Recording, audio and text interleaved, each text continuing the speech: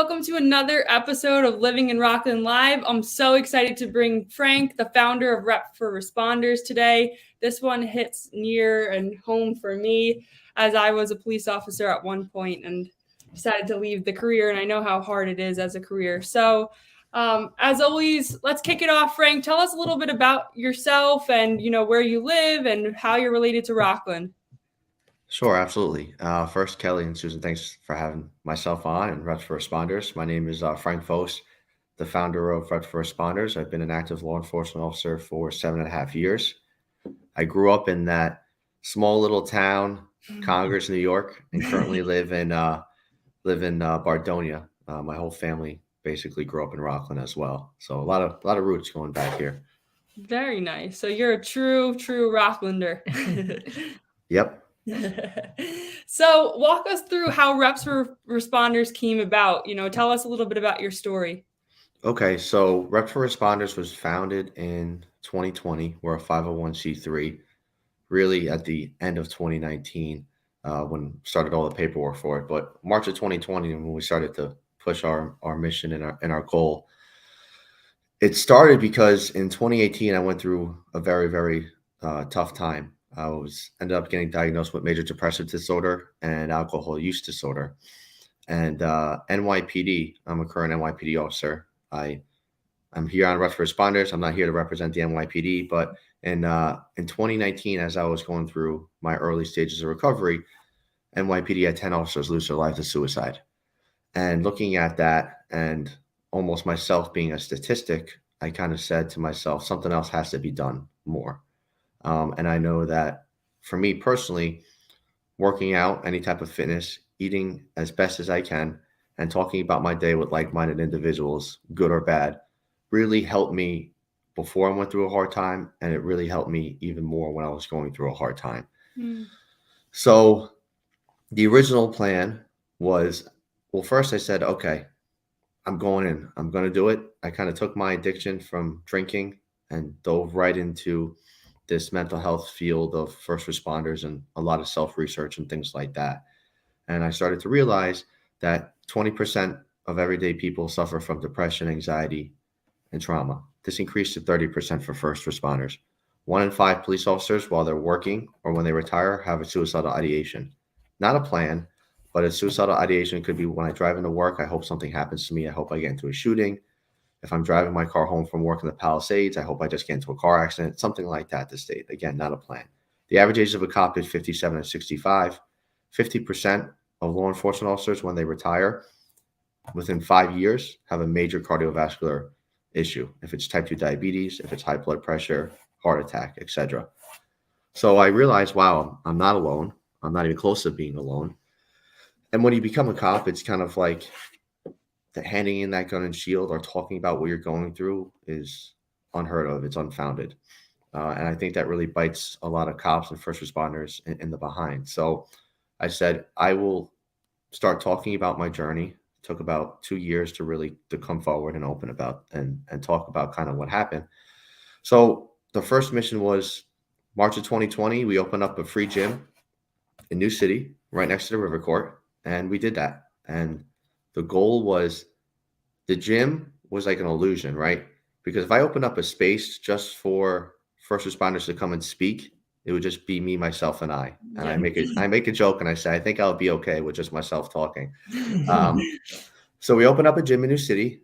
It was 830 square foot space. And it was a nice little spot, but it had a lot of good equipment. And the goal was, if I'm a cop in the Bronx and I'm going through something, I might not feel comfortable talking about what I'm going through with other cops in the Bronx. But if I meet another cop in Rockland or Westchester or a firefighter, as we know, Rockland, volunteer firefighter, EMS, EMT is huge. Now I can kind of say, oh, okay, well, we're working out together. So might start opening up and talking. Now we can get together before and after and kind of like a little peer support coming together.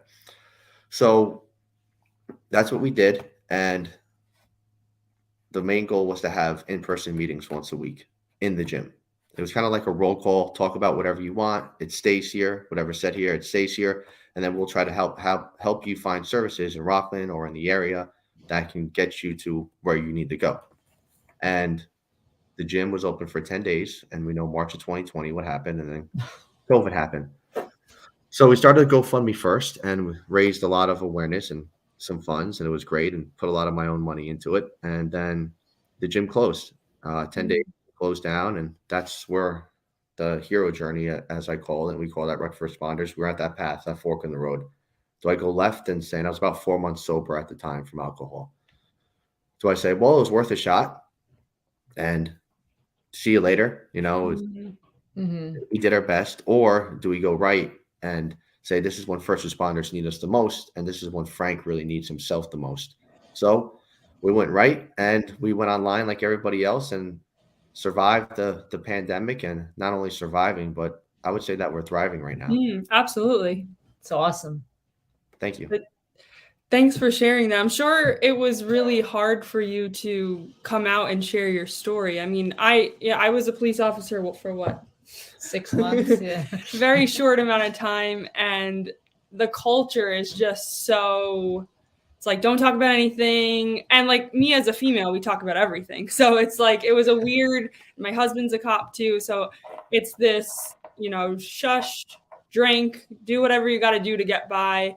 And the reality is, I think COVID really brought a really, as bad as it was, it brought a lot of good out of people. People started to come out and collaborate and talk about their feelings and talk about what they're struggling with. And I think we're seeing that more now. Yeah, absolutely. I mean, I think the Zoom has really was a godsend really for people that were, that needed to still have that community, and they couldn't see each other in person. So thank God for that as well. Absolutely. Yeah, absolutely. So how hard was it for you as, a young police officer to come out and be like, I'm struggling, I need help? Yeah, it was really tough. The first, like I was saying, I would say it was like a year and a half. First thing was going through my mind was, yeah, I'm a cop. I can't hand in my gun and shield. Like that's the last thing that I'll ever do. And trying to fight something that's bigger than myself. And it's going to sound a little wild or very wild, but it's like I will have these suicidal ideations, right? Speaking for myself, but I won't talk about it and I won't hand in my gun and shield. So the depression was so strong, it was taking over, is that I will be so depressed and have these suicidal ideations over handing in the gun and shield and asking for help. And we see it a lot today in New York and all over the country. And then finally surrendering, I guess in AA terms, and I know this is not part of AA and reps is not part of AA, but it's step one. It is just saying that you're powerless, something to bigger than yourself, right? It doesn't have to be alcohol. It's whatever you're going through. And then kind of just giving it up, and then realizing once I started getting the help and like my family and my friends were happy and proud of me, I was like, wait, I have to be proud and happy for myself. And then realizing that nobody really, I don't know if it's nobody my cares, mom, but no one cares. no one cares. No one is home. No one was, when I was going through that, like at home and be like, wow, like, Frank Could you is, believe Frank did this? Yeah, exactly. Like, no, you weren't I still the have to topic wake of up. discussion at the dinner table. Exactly. And I think being like a young adult and a young male, a young man in mental health is that, we have to take care of everything. It's up to us, X, Y, and Z. And I think, I don't think that's right. And I think you're right, Susan, about the coming together, about, people started to realize it's not about me, but it's about we, and it's about us. And we're really not so different after all. And we literally need each other to survive. There's not an island where it's just Frank Island. Right now, I think there's 8 billion people on this planet. So coming forward with my story, I realized started helping a lot of other people, but then it also started helping me out. And I think that's very important. Everybody has a story to share. It's just, are we willing to share our little movie? Are we willing to share our own novel? And it can help out a lot more people than we think. Yeah, absolutely. I don't think people really understand, when you're in that addiction and depression, it's a very selfless, you're very selfish. Like you don't see other people. And I think being able to share that and let people see that is a huge step to take when you're in recovery. It just, and like you said, you don't realize how many people you impact by coming out, because they're probably like, wow, he feels that way too. And, you know, they're embarrassed, or, you know, it's just, it's great. It's such a great thing that you're doing. I really, really thank you for that.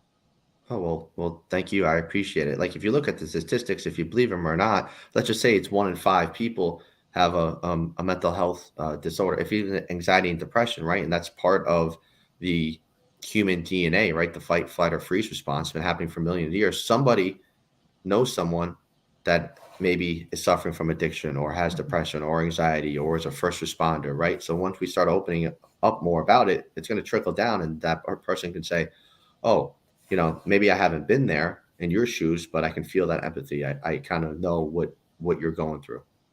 Absolutely. So tell us a little bit more about, like, present day. What services do you guys offer, and where did, you know, from 2020, where did you get to now?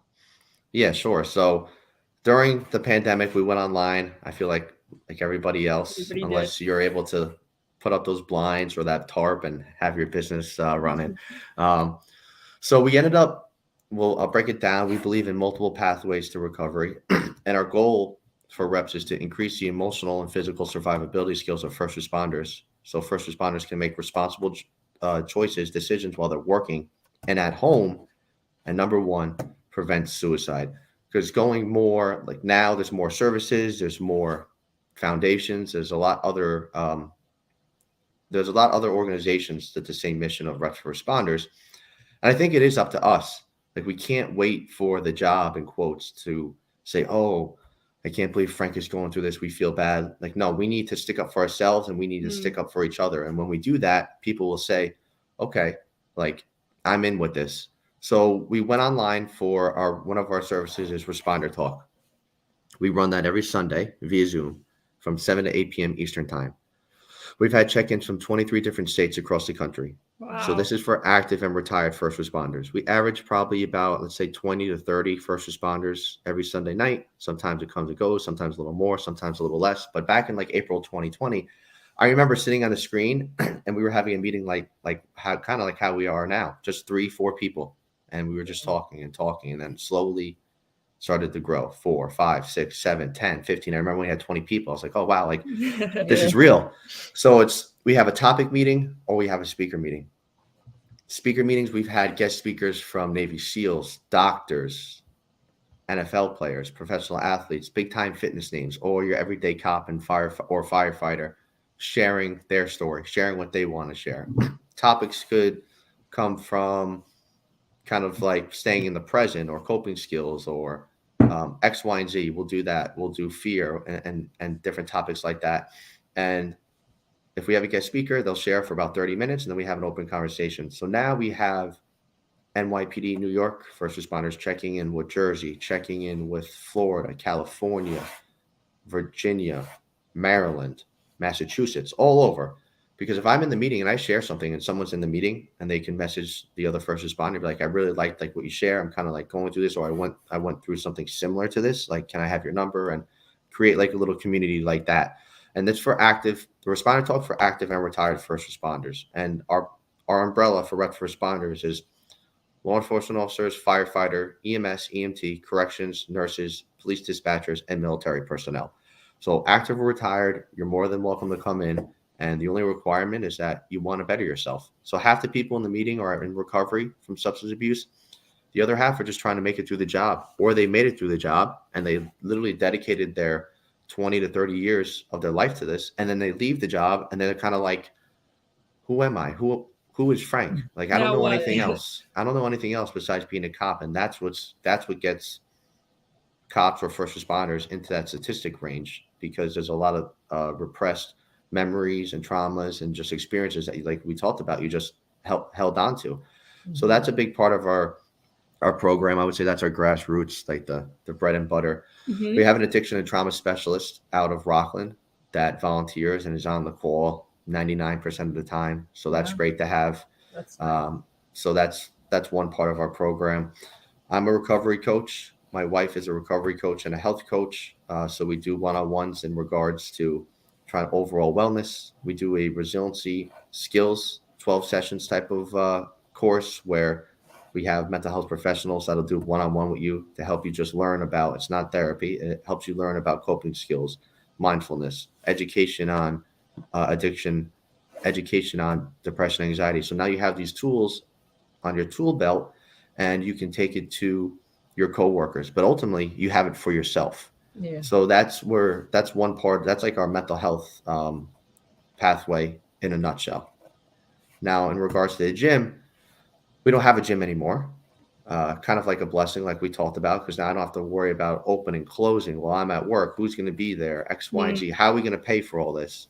Because when I first started, it's going to sound a little crazy. I was like, oh, I'll use a lot of my own money in my paycheck to keep the gym open. And obviously, you realize that's not sustainable. It's not realistic. So now we were able to work with a lot of gyms, not only in Rockland. We've worked with gyms in Orange County, Long Island, and Westchester, but mainly now it's just Rockland County, where we're able to give back to these gyms too. And we have a partnership with Brazilian Jiu-Jitsu, Hensel Gracie Rockland, that's in Nyack, Iron Fist Athletics, which is in Nanuet, Varsity House Gym, which is in Orangeburg. And now these first responders will pay for the first 90 days. And of course, there's requirements.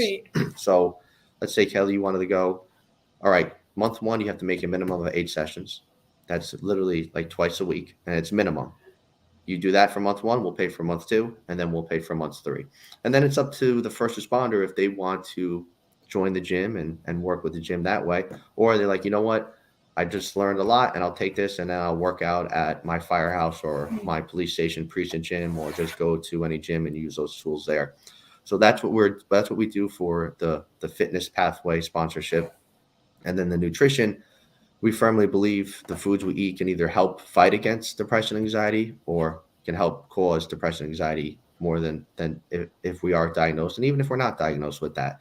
So we have a nutritionist and a health coach that basically first things that she does is not even talk about food. It's your behaviors. How much sleep are you getting? What's your nicotine intake look like? Are you drinking your caffeine and things like that? And try to work on the overall wellness side of it. So that's basically our 3 pathways right there in a nutshell. And it's been pretty amazing. That's incredible. So awesome. Incredible. Yeah. So that kind of brings me up to the closing question is, what's your vision for this non-for-profit, and how do we help? How can we donate? How can we get involved? And if somebody, let's just say a cop is watching and they need help and they really resonated, how can they reach out to you? They can reach out to us, repsforresponders@gmail.com. Very active on Instagram, reps_for_responders. Our website's repsforresponders.org. We're actually working on a platform right now. I don't know if you guys ever heard of it, called Circle. It's kind of like a one-stop shop app and website where you come in. It's kind of like a Facebook group, but without Facebook, because not everyone has Facebook. It's free to sign up. We pay for the platform, and it'll have basically little topics of rooms to go into. So we'll have fitness, nutrition, meditation, and we want the first responders to talk about what did they do in the gym, any questions, any food questions. What did you do to kind of escape the job today? Because meditation is not just sitting right now and humming, right? Meditation can be anything that gets you grounded in the present moment. So it could be hiking, it could be fishing, and anything like that. We'll have our responder talk, a little group chat like that, and say, oh, how was responder talk meeting and all of that. So that's what Circle really is, and we'll post our events. In regards to events also, I don't want to forget this. We do a lot of events. So we'll do a lot of gym meetups. We just did a gym meetup in New Jersey last Saturday where we'll just say, hey, Team Reps for Responders is going to be at this gym, and we're going to just have an open gym workout, come and meet other first responders all over.